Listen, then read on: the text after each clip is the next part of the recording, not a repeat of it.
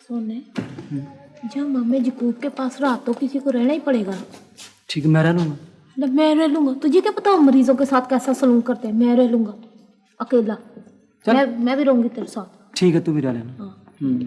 वैसे सोने अच्छा ही हुआ ना जो हम पिंड नहीं गए, वरना इस वक्त बाजी रिस्काना बड़ी पशेमान होती है। तू तो जा रही थी ना, वो तो मैंने रोका तुम्हें। तूने रोका? मैं खुद रुक गई थी। मैं तो तुझे देख रही थी। मुझे सब पता चल गया था। क्या पता चल गया था तुझे? कि तू मेरे बगैर जिंदा रह नहीं सकती।